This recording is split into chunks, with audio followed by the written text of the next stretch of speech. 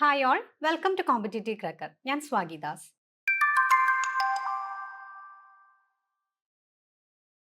ഈ ഒരു സെഷനിൽ നമ്മൾ നോക്കുന്നത് നമ്മുടെ കഴിഞ്ഞ സെറ്റ് എക്സാമിൻ്റെ ക്വസ്റ്റ്യൻ പേപ്പറാണ്. അപ്പോൾ ഏതൊക്കെ മേഖലകളിൽ നിന്നാണ് കൂടുതൽ ചോദ്യങ്ങൾ വരുന്നത് എന്നുള്ള കാര്യമൊക്കെയാണ് നമ്മൾ ഈ ഒരു സെഷനിൽ ഡിസ്കസ് ചെയ്യുന്നത്. അപ്പോൾ നമുക്കറിയാം നമ്മുടെ എക്സാമിൻ്റെ ഡേറ്റ് ഒക്കെ വന്നതാണ്. എല്ലാവരും കൃത്യമായി തന്നെ പഠിക്കുന്നുണ്ടായിരിക്കും. ഇനിയുള്ള ദിവസങ്ങൾ നിങ്ങൾ പഠനത്തിന് വേണ്ടി മാത്രം മാറ്റിവെക്കണം. അത്രയും മികച്ച ഒരു അവസരമാണ് നമ്മുടെ മുന്നിൽ വന്നിട്ടുള്ളത്. ഈ ഒരു സെറ്റ് എക്സാം ക്രാക്ക് ചെയ്താൽ നമുക്ക് തീർച്ചയായിട്ടും ഇനി വിളിക്കുന്ന HSST എക്സാം നമുക്ക് എഴുതാനായിട്ട് സാധിക്കും. അപ്പോൾ നമുക്കറിയാം HSAയുടെ നോട്ടിഫിക്കേഷൻ ഒക്കെ നമ്മളിപ്പോൾ പ്രതീക്ഷിക്കുന്നുണ്ട്. ഇത് കഴിഞ്ഞാൽ നമുക്ക് വരാനുള്ള ഒരു മികച്ച അവസരം തന്നെയാണ് HSST നോട്ടിഫിക്കേഷൻ എന്നുള്ളത്. അപ്പോൾ ഈ ഒരു നോട്ടിഫിക്കേഷൻ വരുന്നതിൻ്റെ മുന്നേ ആയിട്ട് എല്ലാവരും എത്രയും പെട്ടെന്ന് തന്നെ നമുക്ക് ഈ ഒരു വരുന്ന എക്സാം തന്നെ ഈ വരുന്ന സെറ്റ് എക്സാം തന്നെ എല്ലാവർക്കും ക്രാക്ക് ചെയ്യാൻ സാധിക്കണം. അതിനായിട്ട് കൃത്യമായ ഒരു സ്റ്റഡി പ്ലാനോട് കൂടിയ പഠനം തന്നെ നമുക്ക് ആവശ്യമാണ്. അപ്പോൾ നമ്മളെല്ലാ ക്ലാസ്സുകളിലും പറയാറുള്ളത് പോലെ തന്നെ PYQ ക്വസ്റ്റ്യൻസ് നോക്കുന്നത് നമുക്ക് ഒരുപാട് യൂസ്ഫുൾ ആയിരിക്കും. നമ്മുടെ എക്സാമിന് നമുക്ക് കൂടുതൽ മാർക്ക് സ്കോർ ചെയ്യാനായിട്ട് ഇത് വളരെ ഉപകാരപ്രദമായിരിക്കും. അപ്പോൾ PYQ ക്വസ്റ്റ്യൻസ് നോക്കുക എന്ന് പറയുന്നത് കൊണ്ട് ചോദ്യം ഉത്തരം ആ ഒരു രീതിയിൽ അല്ല നിങ്ങളതിനെ കാണേണ്ടത്. ഓരോ ക്വസ്റ്റ്യൻസും നോക്കുമ്പോൾ ഒരു ഇതുവരെയുള്ള ഒരു 10 വർഷത്തെ ക്വസ്റ്റ്യൻ പേപ്പർ, നിങ്ങളൊരു 10 വർഷത്തെ ക്വസ്റ്റ്യൻ പേപ്പർ അല്ലെങ്കിൽ 10 ക്വസ്റ്റ്യൻ പേപ്പർ നോക്കിയാൽ മതി. കാരണം എന്താ വെച്ചാൽ ഒരു വർഷത്തിൽ തന്നെ 2 സെറ്റ് എക്സാം ഒക്കെ വരുന്നുണ്ടല്ലോ. അപ്പോൾ ഒരു 10 സെറ്റ് ക്വസ്റ്റ്യൻ പേപ്പർ നിങ്ങൾ നോക്കിയാൽ മതി. ഈ ക്വസ്റ്റ്യൻ പേപ്പർ നിങ്ങൾ നോക്കുമ്പോൾ കുറേ മുന്നേ ഉള്ളത് നോക്കരുത്. ലേറ്റസ്റ്റ് ആയിട്ടുള്ള ഈ അടുത്ത കാലങ്ങളിൽ ചോദിച്ച 10 സെറ്റ് ക്വസ്റ്റ്യൻ പേപ്പർ നിങ്ങൾ വർക്കൗട്ട് ചെയ്യുക. നമ്മുടെ സൈറ്റിൽ ക്വസ്റ്റ്യൻ പേപ്പർ എല്ലാം അവൈലബിൾ ആണ്. അതിൻ്റെ ആൻസർ കീയും ഒക്കെ ഉണ്ടായിരിക്കും. അപ്പോൾ നിങ്ങൾ അത് വെച്ച് ക്വസ്റ്റ്യൻ പേപ്പർ നോക്കുക, അതിൻ്റെ ആൻസർ കറക്റ്റായിട്ട് മാർക്ക് ചെയ്യുക. ആ ക്വസ്റ്റ്യൻ ആൻസർ മാത്രം പഠിച്ചു പോകരുത്. നിങ്ങളൊരു 10 സെറ്റ് ക്വസ്റ്റ്യൻസ് പഠിക്കുമ്പോൾ തന്നെ നിങ്ങൾക്ക് ഏതൊക്കെ ഭാഗങ്ങളിൽ നിന്നാണ് കൂടുതൽ ക്വസ്റ്റ്യൻസ് വന്നിട്ടുള്ളത് എന്നുള്ള കൃത്യമായ ഒരു ധാരണ ഉണ്ടായിരിക്കും. ഓക്കെ, പിന്നെ അധികം ദിവസം ഒന്നും നമ്മുടെ മുന്നിലില്ല. വളരെ കുറഞ്ഞ ദിവസങ്ങൾ മാത്രമാണ് നമ്മുടെ മുന്നിലുള്ളത്. നമ്മുടെ 30 ഡേയ്സിൻ്റെ ബാച്ച് നമ്മൾ സ്റ്റാർട്ട് ചെയ്തിട്ടുണ്ട്. അതിലേക്കുള്ള അഡ്മിഷൻ നമ്മൾ സ്റ്റാർട്ട് ചെയ്തു. അപ്പോൾ നിങ്ങൾക്ക് ഇനിയും ലാസ്റ്റ് നമുക്കൊരു കുറഞ്ഞ ദിവസങ്ങളുള്ളൂ എന്നുള്ളത് വിചാരിച്ച് നിങ്ങൾ ഈ ഒരു അവസരം മിസ്സാക്കരുത്. ഇനിയുള്ള ദിവസങ്ങൾ കൃത്യമായ ഒരു സ്റ്റഡി പ്ലാനോട് കൂടി പഠിച്ചു കഴിഞ്ഞാൽ നമുക്ക് ഈ ഒരു സെറ്റ് എക്സാം തന്നെ ക്രാക്ക് ചെയ്യാനായിട്ട് സാധിക്കും. ഓക്കെ, അപ്പോൾ PYQ ക്വസ്റ്റ്യൻസ് നോക്കുക എന്നുള്ളത് കൊണ്ട് ഉദ്ദേശിക്കുന്നത് ഒരിക്കലും ഡയറക്റ്റ് ആ ക്വസ്റ്റ്യൻ ആൻസർ എന്നുള്ള കാര്യം മാത്രമല്ല. നമ്മുടെ ഓരോ ക്വസ്റ്റ്യൻ പേപ്പർ നോക്കി കഴിയുമ്പോഴും ഒരു 10 സെറ്റ് ക്വസ്റ്റ്യൻ പേപ്പർ നിങ്ങൾ നോക്കി കഴിയുമ്പോഴും നമുക്ക് ഏതൊക്കെ ടോപ്പിക്സ് ആണ് കൂടുതലായിട്ട് ഫോക്കസ് ചെയ്ത് പഠിക്കേണ്ടത് എന്നുള്ള കാര്യം നമുക്ക് കൃത്യമായിട്ട് മനസ്സിലാക്കാൻ അത് സാധിക്കും. ഓക്കെ, കൃത്യമായി മനസ്സിലാക്കാൻ സാധിക്കും. അപ്പോൾ നമ്മുടെ ക്വസ്റ്റ്യൻ പേപ്പറിൽ നോക്കിക്കഴിഞ്ഞാൽ നമുക്കറിയാം ഇത് ലേറ്റസ്റ്റ് ആയിട്ട് വന്നിട്ടുള്ള നമ്മുടെ സെറ്റ് എക്സാമിൻ്റെ ക്വസ്റ്റ്യൻ പേപ്പറാണ്. ഇതിലെ ക്വസ്റ്റ്യൻസ് നോക്കിയാൽ നമുക്ക് മനസ്സിലാവും ചില ക്വസ്റ്റ്യൻസ് ഒക്കെ നമുക്ക് ചില മേഖലകളിൽ നിന്നൊക്കെ സാധാരണയായിട്ട് എല്ലാ ക്വസ്റ്റ്യൻ പേപ്പറുകളിലും ചോദ്യങ്ങൾ വരുന്നതായിട്ട് നമുക്ക് മനസ്സിലാവും. ഓക്കെ, അപ്പോൾ ഹാർഡ് വർക്ക് എന്നുള്ളതിലുപരി കുറച്ച് സ്മാർട്ട് വർക്ക് കൂടി നമുക്ക് ഈ ഒരു അവസാന ഘട്ട തയ്യാറെടുപ്പിൽ അത്യാവശ്യമാണ്. എങ്കിൽ മാത്രമേ നമുക്ക് ഈ ഒരു എക്സാം ക്രാക്ക് ചെയ്യാനായിട്ട് സാധിക്കൂ. പലർക്കും ഒരുപാട് കണ്ടന്റ് നോളജ് ഉള്ള ഒരുപാട് പേരുണ്ട്. എന്നിട്ടും 1-2 മാർക്കിനൊക്കെ ഈ ഒരു എക്സാം ക്രാക്ക് ചെയ്യാൻ സാധിക്കാതെ വരുന്നതും ഇതുകൊണ്ട് തന്നെയാണ്. അതായത് കൃത്യമായിട്ട് നമ്മുടെ എക്സാമിൻ്റെ ആ ഒരു പൾസ് നിങ്ങൾക്ക് മനസ്സിലാക്കാനായിട്ട് സാധിക്കണം. ഓക്കെ, ആ ഒരു രീതിയിലുള്ള ആ ഒരു ലേണിംഗ് സ്ട്രാറ്റജിയാണ് നിങ്ങൾ കൊണ്ടുപോവേണ്ടത്. എങ്കിൽ മാത്രമേ നമുക്ക് ഈ ഒരു സെറ്റ് എക്സാം ക്രാക്ക് ചെയ്യാനായിട്ട് സാധിക്കൂ. ഓക്കെ, ഒരുപാട് കണ്ടന്റുകൾ നമ്മൾ കവർ ചെയ്തു. നമ്മുടെ സിലബസിൽ പറയുന്ന എല്ലാ ടോപ്പിക്സും നമ്മൾ കവർ ചെയ്തു എങ്കിൽ കൂടി നമുക്ക് എന്തുകൂടെ ആവശ്യമാണ്? നമ്മുടെ പ്രീവിയസ് ക്വസ്റ്റ്യൻസ് നമ്മൾ ഒന്ന് അനലൈസ് ചെയ്യണം. കൂടുതൽ ചോദ്യങ്ങൾ വരുന്ന ഭാഗങ്ങൾ ഏതൊക്കെയാണെന്നുള്ളത് കൃത്യമായിട്ടുള്ളൊരു ധാരണ നമുക്ക് ഉണ്ടായിരിക്കണം. അത് വെച്ച് നമ്മൾ പഠനം മുന്നോട്ട് കൊണ്ടുപോവുകയും വേണം. ഓക്കെ, അപ്പോൾ നമുക്കിവിടെ ഒരു ക്വസ്റ്റ്യൻ വന്നിട്ടുള്ളത് amino acid abundantly found in collagen. Amino ആസിഡുകളെ കുറിച്ച് നമുക്ക് സാധാരണ എല്ലാ ക്വസ്റ്റ്യൻ പേപ്പറിലും ഒരു ക്വസ്റ്റ്യൻ കണ്ടുവരാറുണ്ട്. ഓക്കെ, അപ്പോൾ ഇതിൽ ഉത്തരം വന്നിട്ടുള്ളത് ഗ്ലൈസിൻ ആണ്. Amino acid abundantly found in collagen. Answer വന്നിട്ടുള്ളത് ഗ്ലൈസിൻ ആണ്. ഇനി അതുപോലെ നമുക്ക് സാധാരണ റിപ്പീറ്റ് ചെയ്ത് കണ്ടുവരാനുള്ള ഒരു ടൈപ്പ് ഓഫ് ക്വസ്റ്റ്യൻ ആണ് ഇവിടെ ചോദിച്ചിട്ടുള്ളത്. Primary function of Golgi apparatus. Golgi അപ്പാരറ്റസിന്റെ പ്രൈമറി ഫങ്ഷൻ ആണ് ഇവിടെ ചോദിച്ചിട്ടുള്ളത്. അപ്പോൾ നമ്മുടെ സെല്ലിനകത്തുള്ള സെൽ ഓർഗനൽസിന്റെ മുഴുവൻ സെൽ ഓർഗനൽസിന്റെയും ഫങ്ഷൻസ് നിങ്ങൾ കൃത്യമായി പഠിച്ചിരിക്കണം. ഓക്കെ, ഇപ്പോൾ ഇവിടെ നമുക്ക് ഗോൾഗി അപ്പാരറ്റസിനെ കുറിച്ച് മാത്രമേ ആണുള്ള ഒരു ക്വസ്റ്റ്യൻ ആണ് നമുക്ക് വന്നിട്ടുള്ളത്. ക്വസ്റ്റ്യൻ വന്നത് primary function of Golgi apparatus in eukaryotic cell.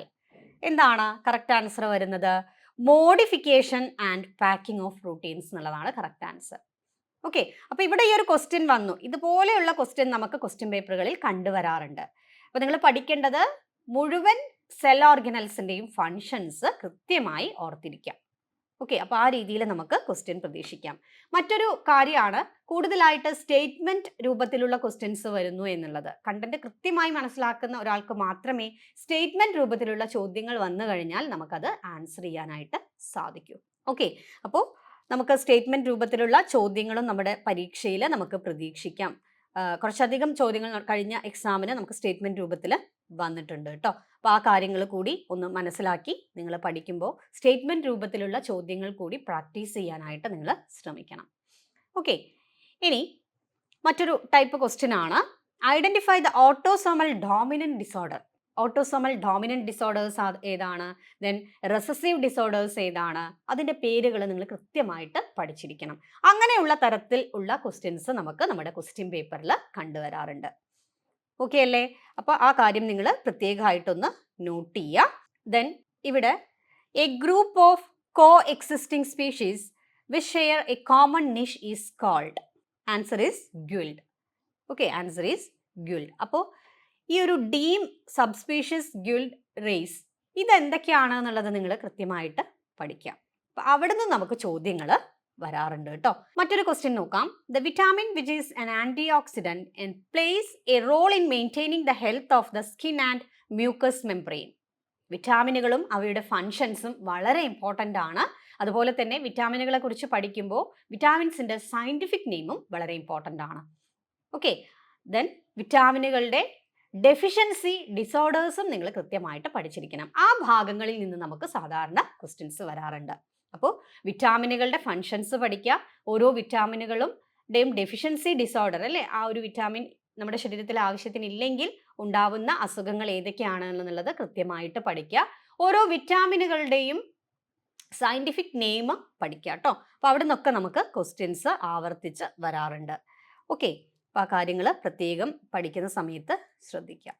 Then ഇനി നേരത്തെ നമ്മൾ പറഞ്ഞു അല്ലേ, ഡെസ്മോസോംസിന്റെ ഫംഗ്ഷൻ ഇവിടെ ചോദിച്ചിട്ടുണ്ട്. സെല്ലിനകത്തുള്ള ഡെസ്മോസോംസിന്റെ ഫംഗ്ഷൻ ചോദിച്ചിട്ടുണ്ട്.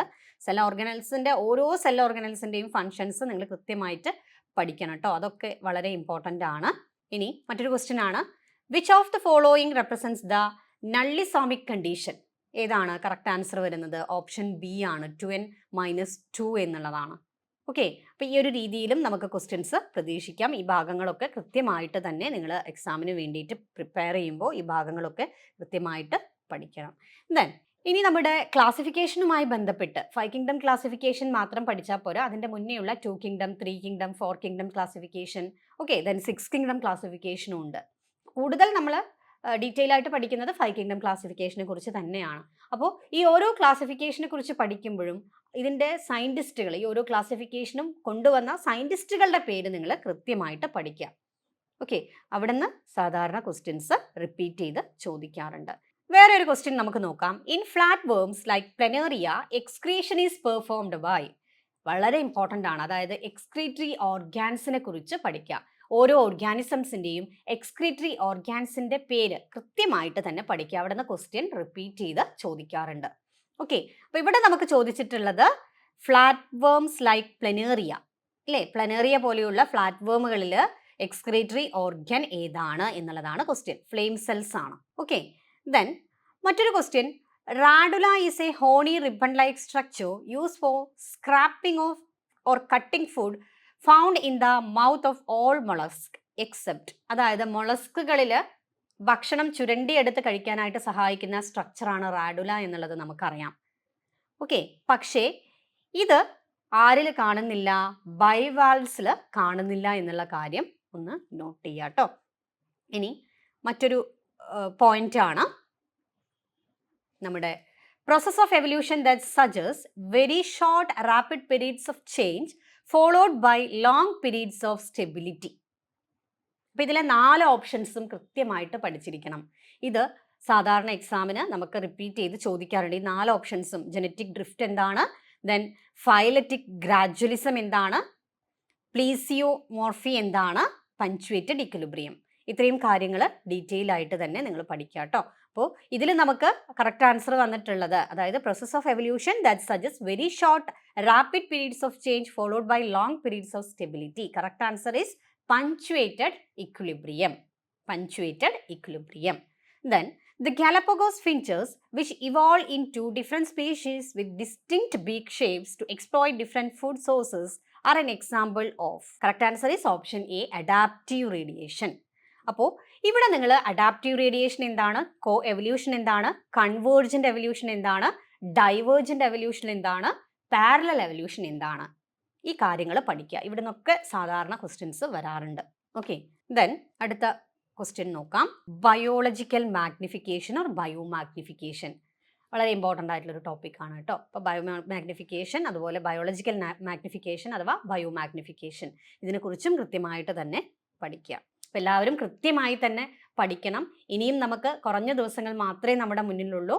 കൃത്യമായ ഒരു സ്റ്റഡി പ്ലാനോട് കൂടി പഠിച്ചെങ്കിൽ മാത്രമേ നമുക്ക് ഈ ഒരു എക്സാം ക്രാക്ക് ചെയ്യാനായിട്ട് സാധിക്കൂ. അപ്പോൾ നമ്മുടെ കോമ്പറ്റീറ്റീവ് ക്രാക്കറിൽ 30 ദിവസത്തെ ക്രാഷ് കോഴ്സ് അവൈലബിൾ ആണ്. കോഴ്സിൽ ജോയിൻ ചെയ്യുന്നതിനായിട്ട് നിങ്ങൾക്ക് സ്ക്രീനിൽ കാണുന്ന മൊബൈൽ നമ്പറിൽ കോൺടാക്ട് ചെയ്യാം. റെക്കോർഡഡ് ക്ലാസ്സുകളും PDF നോട്ട്സും ടെസ്റ്റ് സീരീസും എല്ലാം നിങ്ങൾക്ക് ഈ ഒരു കോഴ്സിലൂടെ ലഭ്യമായിരിക്കും. Learning that occurs without any obvious reinforcement or reward and which is not immediately expressed in behaviour. Correct answer is latent learning. Latent learning. ഇതിൽ എല്ലാ ക്വസ്റ്റ്യൻസും ഞാൻ പറയാത്ത ഇതിന്റെ കാരണം എന്ന് പറഞ്ഞാൽ സാധാരണ നമുക്ക് ചോദ്യങ്ങൾ വരാറുള്ള ഒരു ഭാഗം മാത്രമാണ് കേട്ടോ ഞാൻ ഇതിൽ എടുത്തു പറയുന്നത്. കറക്റ്റായിട്ട് നമ്മൾ ഇതിന്റെ ഓരോ ക്വസ്റ്റ്യനും വെച്ച് അതിന്റെ കറക്റ്റ് ആൻസേഴ്സും ഒക്കെ വെച്ചിട്ടുള്ള ക്ലാസ് നമ്മൾ ഓൾറെഡി നമ്മുടെ ചാനലിൽ അപ്ലോഡ് ചെയ്തിട്ടുണ്ട് കേട്ടോ. അപ്പോൾ നമുക്ക് ഇന്ന് ഈ ഒരു സെഷനിൽ നമ്മൾ നോക്കുന്നത് സാധാരണ ക്വസ്റ്റ്യൻ പേപ്പറിൽ, നമ്മുടെ സെറ്റ് എക്സാമിന്റെ ക്വസ്റ്റ്യൻ പേപ്പറിൽ ആവർത്തിച്ചു വരുന്ന ഭാഗങ്ങളാണ്. ഓക്കെ, അപ്പോൾ insight learning, latent learning, imprinting, apparent learning, ഇത് 4ഉം നിങ്ങൾ കൃത്യമായിട്ട് പഠിക്കണം.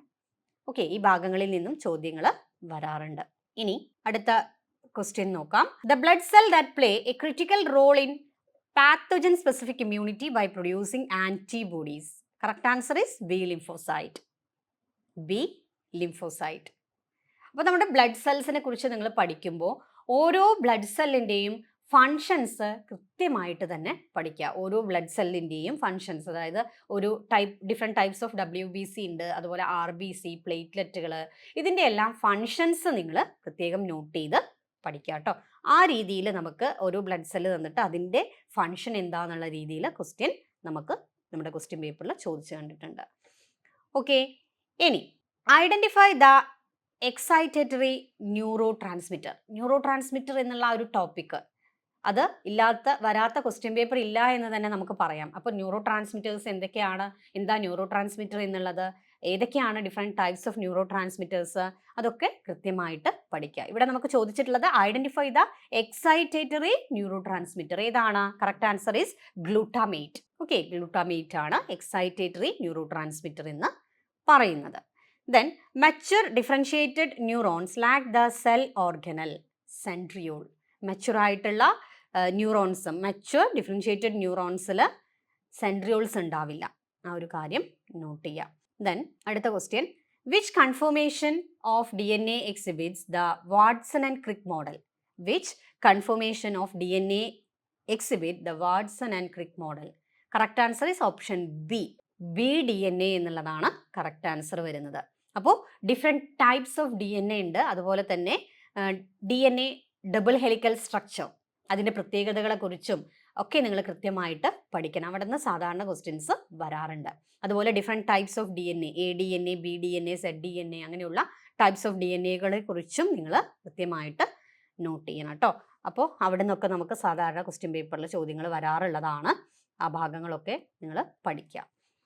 ഇനി മറ്റൊരു ക്വസ്റ്റ്യൻ ആണ്, which among the following is used as a standard laboratory method to quantify the radio activity of low energy radio isotopes? Correct answer is option A, liquid scintillation counter. അപ്പോൾ liquid scintillation counter എന്താണെന്ന് പഠിക്കുക. Ionic exchange chromatography, different types of ക്രൊമാറ്റോഗ്രഫിയെ കുറിച്ച് പഠിക്കണം. ELISA ടെസ്റ്റിനെ കുറിച്ച് പഠിക്കുക. Then nuclear magnetic resonance spectroscopy, ഇത്രയും കാര്യങ്ങൾ ഡീറ്റെയിൽ ആയിട്ട് തന്നെ പഠിക്കണം. ഓക്കെ, ഇനി ബയോസ്റ്റാറ്റി പലർക്കും വളരെ പ്രശ്നം ഉണ്ടാക്കുന്ന ഒരു ഭാഗമാണ്. എല്ലാവർക്കുമല്ല, ചിലർക്കൊക്കെ ബയോസ്റ്റാറ്റി പലരും പറയാറുണ്ട് കുറച്ച് ബുദ്ധിമുട്ടാണ് എന്നുള്ളത്. അപ്പോൾ ബയോസ്റ്റാറ്റി എന്ന് പറയുന്ന ആ ഒരു ഭാഗത്തു നിന്ന് ഒരുപാട് ചോദ്യങ്ങളൊന്നും സാധാരണ വരാറില്ല. ഓക്കെ, അപ്പോൾ ബയോസ്റ്റാറ്റി പഠിക്കുമ്പോഴും നിങ്ങൾ ഇതുപോലെ പ്രീവിയസ് ക്വസ്റ്റ്യൻസ് എടുക്കുക. ആ ചോദിച്ച ഭാഗങ്ങൾ, ആ ടോപ്പിക്സ് സാധാരണ അതേ ടോപ്പിക്കുകളിൽ നിന്ന് തന്നെയാണ് റിപ്പീറ്റ് ചെയ്ത് ക്വസ്റ്റ്യൻസ് വരാറുള്ളത്. സെയിം ക്വസ്റ്റ്യൻ തന്നെ വന്നിട്ടുമുണ്ട്. ഇനി അതല്ലെങ്കിൽ അതുമായി ബന്ധപ്പെട്ട്, ആ ചോദിച്ച ചോദ്യവുമായി ബന്ധപ്പെട്ട് വരുന്ന ടോപ്പിക്കുകളിൽ നിന്നുള്ള ക്വസ്റ്റ്യൻസും റിപ്പീറ്റ് ചെയ്ത് ചോദിച്ച് കണ്ടിട്ടുണ്ട്. അപ്പം ബയോസ്റ്റാറ്റി എന്നുള്ള ഈ ഒരു നമ്മുടെ ടോപ്പിക്കിനെ പറ്റി ആരും ടെൻഷൻ ആവേണ്ട ആവശ്യമൊന്നുമില്ല. ഒരുപാട് ചോദ്യങ്ങളൊന്നും ആ ഒരു ഭാഗത്ത് നിന്നും സാധാരണ വരാറില്ല എന്നുള്ളത് ഒരു കാര്യമാണ്. പിന്നെ മറ്റൊരു കാര്യം എന്ന് പറഞ്ഞാൽ, നിങ്ങൾ ക്വസ്റ്റ്യൻ പേപ്പർ പ്രീവിയസ് ക്വസ്റ്റ്യൻസ് നിങ്ങൾ വർക്കൗട്ട് ചെയ്ത് നോക്കുമ്പോൾ നമുക്ക് കൃത്യമായിട്ട് മനസ്സിലാവും ബയോസ്റ്റാറ്റിയിൽ റിപ്പീറ്റ് ചെയ്ത ചോദ്യങ്ങൾ വരാറുണ്ട്, അല്ലെങ്കിൽ നമ്മുടെ ചോദിച്ച ആ ഒരു ചോദ്യത്തിൻ്റെ അതേ ഭാഗങ്ങളിൽ നിന്ന് തന്നെ അതുമായി കണക്ട് ചെയ്ത് തന്നെ ചോദ്യങ്ങൾ വരാറുണ്ട്. അപ്പോൾ അവിടെ നിന്നുള്ള മാർക്ക് സ്കോർ ചെയ്യാനായിട്ട് നിങ്ങൾ പ്രീവിയസ് ക്വസ്റ്റ്യൻസ് മാക്സിമം വർക്കൗട്ട് ചെയ്താൽ തന്നെ മതിയായിരിക്കും. ഓക്കെ, ഡീറ്റെയിൽ ആയിട്ട് പഠിക്കണ്ട എന്നല്ല പറയുന്നത്. എന്നാൽ ആ ഒരു ഭാഗം കുറച്ച് ടഫായിട്ട് തോന്നുന്നവരുണ്ടെങ്കിൽ ഒരുപാട് സമയം അതിനു വേണ്ടി സ്പെൻഡ് ചെയ്യേണ്ട. അതേസമയം നമുക്ക് ജനറ്റിക്സും മോളിക്കുലാർ ബയോളജി, ബയോടെക്നോളജി പോലെയുള്ള കൂടുതൽ ചോദ്യങ്ങൾ വരുന്ന ഭാഗങ്ങൾ ഒന്നുകൂടി ഡീറ്റെയിൽ ആയിട്ട് നിങ്ങൾക്ക് ഒന്നുകൂടി കൃത്യമായിട്ട് നോക്കുകയും റിവിഷന് വേണ്ടിയിട്ട്, അതിന് ആ ഭാഗങ്ങൾക്കൊക്കെ റിവിഷന് വേണ്ടിയിട്ട്, എല്ലാ ഭാഗങ്ങളും നമ്മൾ ഡീറ്റെയിൽ ആയിട്ട് നോക്കണം അങ്ങനെയല്ല പറയുന്നത്. പക്ഷേ നമുക്ക് സാധാരണ ചോദ്യങ്ങൾ കൂടുതലായിട്ട് വരുന്ന ഭാഗങ്ങളാണ് ഇതൊക്കെ. മോളിക്കുലാർ ലെവലിലുള്ള കാര്യങ്ങൾ, അതുപോലെ ജനറ്റിക്സ്, ബയോടെക്നോളജി, ഇമ്മ്യൂണോളജി, ഈ ടോപ്പിക്സിൽ നിന്നൊക്കെ ധാരാളം ക്വസ്റ്റ്യൻസ് വരാറുണ്ട്. അപ്പോൾ ആ ഭാഗങ്ങൾ കൃത്യമായിട്ട് പഠിച്ച് ഡീറ്റെയിൽ ആയിട്ടുള്ള കണ്ടന്റുകൾ നിങ്ങൾ പഠിച്ചു പോവുക. അതോടൊപ്പം തന്നെ നിങ്ങൾ എന്ത് ചെയ്യണം, റിവിഷനും കൂടെ ചെയ്യണം. കണ്ടന്റ് മാത്രം പഠിച്ചു പോയി കഴിഞ്ഞാൽ നമുക്ക് ഒരിക്കലും ഈ ഒരു എക്സാം ക്രാക്ക് ചെയ്യാൻ അല്ലേ കുറച്ച് ബുദ്ധിമുട്ടാവും ക്വസ്റ്റ്യൻ പേപ്പർ കാണുമ്പോൾ. അപ്പോൾ പഠിച്ച് കണ്ടന്റുകൾ മാത്രം പഠിച്ചു പോയി റിവിഷൻ ഒന്നും ഇല്ലാതെ പോകുന്ന ഒരാൾക്ക് പരീക്ഷയുടെ ആ ഒരു ക്വസ്റ്റ്യൻ പേപ്പർ കാണുമ്പോൾ, ഓപ്ഷൻസ് കാണുമ്പോൾ കൺഫ്യൂഷൻ വരാനുള്ള ചാൻസ് കൂടുതലാണ്. അപ്പം നിങ്ങൾ എന്ത് ചെയ്യണം, മിനിമം ഒരു 3 തവണയെങ്കിലും പഠിച്ച കാര്യങ്ങൾ റിവൈസ് ചെയ്യണം എക്സാമിൻ്റെ മുന്നേ ആയിട്ട്. ഓക്കെ, അപ്പോൾ ആ കാര്യം നിങ്ങൾ പ്രത്യേകം ശ്രദ്ധിക്കുക കേട്ടോ. അപ്പോൾ നമ്മൾക്ക് മറ്റൊരു ഇമ്പോർട്ടൻ്റ് ആയിട്ടുള്ളൊരു ഭാഗം നോക്കാം, blotting techniques. Different blotting techniques ഉണ്ട്. അപ്പോൾ ഓരോ ബ്ലോട്ടിംഗ് ടെക്നിക്സുകളെ കുറിച്ചും നിങ്ങൾ കൃത്യമായിട്ട് തന്നെ പഠിക്കുക. ദെൻ ഇവിടെ വേറൊരു ക്വസ്റ്റ്യൻ വന്നിട്ടുള്ളത്, the cloning vector ideal for carrying large DNA segments like eukaryotic genes. Correct answer is yeast artificial chromosome. ഇതിൽ ഈസ്റ്റ് ആർട്ടിഫിഷ്യൽ ക്രോമസോമിനെ കുറിച്ച് പ്ലാസ്മിഡ്സ് എന്താണ്, കോസ്മിഡ്സ് എന്താണ്, ഈ കാര്യങ്ങളൊക്കെ നിങ്ങൾ എന്ത് ചെയ്യണം, കൃത്യമായിട്ട് പഠിക്കണം. ഇവിടെ നിന്നൊക്കെ നമുക്ക് ക്വസ്റ്റ്യൻസ് ഉണ്ടാവാറുണ്ട്. ഇനി മറ്റൊരു ക്വസ്റ്റ്യൻ നോക്കാം, the Zika virus is transmitted to people primarily through. Correct answer is the bite of an infected Aedes species mosquito. Okay, അപ്പോൾ ഈ രീതിയിലുള്ള ചോദ്യങ്ങളും നമുക്ക് പ്രതീക്ഷിക്കാം. ഓരോ അസുഖങ്ങൾ ഉണ്ടാക്കുന്ന പാത്തജനും എങ്ങനെയാണ് ട്രാൻസ്മിറ്റ് ചെയ്യുന്നത്. ഓക്കെ, ഓരോ അസുഖങ്ങൾ ഉണ്ടാക്കുന്ന പാത്തജിൻ്റെ പേരുകൾ പഠിക്കുക, അത് ട്രാൻസ്മിറ്റ് ചെയ്യിക്കുന്ന വെക്ടറുകളുടെ പേരുണ്ടെങ്കിൽ അത് പഠിക്കുക, എങ്ങനെയാണ് ഓരോ അസുഖവും ട്രാൻസ്മിറ്റ് ചെയ്യുന്നത്, അതിൻ്റെ സിംറ്റംസ് പഠിക്കുക. ഓരോ ഡിസീസിൻ്റെയും ടെസ്റ്റുകൾ ഉണ്ടായിരിക്കും, ആ ഡിസീസിൻ്റെ കൺഫർമേറ്ററി ടെസ്റ്റുകളൊക്കെ ഉണ്ടായിരിക്കും, അതിൻ്റെ പേരുകളും കൃത്യമായിട്ട് പഠിക്കുക. അവിടെ നിന്നും നമുക്ക് ക്വസ്റ്റ്യൻസ് ഉണ്ടാവാറുണ്ട്. ഓക്കെ, ഇനി അടുത്തൊരു ക്വസ്റ്റ്യൻ നോക്കാം, holandric genes are inherited from. Correct answer is option B, father to son only. Okay, father to son only. അപ്പോൾ ഹോളാൻഡ്രിക് ജീൻസ് ഇമ്പോർട്ടൻ്റ് ആയിട്ടുള്ളൊരു ടോപ്പിക്കാണ്. അപ്പോൾ ഇതിന് ഈ ഒരു ഹോളാൻഡ്രിക് ജീൻസിനെ കുറിച്ച് കൃത്യമായിട്ട് തന്നെ പഠിക്കുക. അപ്പോൾ ഇന്നത്തെ ഈ ഒരു സെഷനിൽ നമ്മൾ എല്ലാ ക്വസ്റ്റ്യൻസിൻ്റെയും ആൻസർ പറഞ്ഞു പോവുക എന്നുള്ളതല്ല നമ്മൾ മെയിനായിട്ട് ഉദ്ദേശിക്കുന്നത്. ഇമ്പോർട്ടൻ്റ് ആയിട്ട് നമുക്ക് സാധാരണ ചോദ്യ പേപ്പറുകളിൽ, നമ്മുടെ സെറ്റിൻ്റെ ക്വസ്റ്റ്യൻ പേപ്പറുകളിൽ കണ്ടുവരാറുള്ള, റിപ്പീറ്റ് ചെയ്ത് ചോദിച്ചു വരാറുള്ള ഭാഗങ്ങളിൽ നിന്നുള്ള ക്വസ്റ്റ്യൻസ് ഏതൊക്കെയാണ് എന്നുള്ളതാണ് ഇന്നത്തെ ഈ ഒരു സെഷനിൽ നമ്മൾ നോക്കിയത്. ഈ ഒരു വീഡിയോ നിങ്ങൾക്ക് യൂസ്ഫുൾ ആയിട്ടുണ്ടെങ്കിൽ നിങ്ങളുടെ ഫ്രണ്ട്സിന് മാക്സിമം ഷെയർ ചെയ്യണം. നമ്മുടെ ചാനൽ മറക്കാതെ ഒന്ന് സബ്സ്ക്രൈബ് ചെയ്യുക. താങ്ക്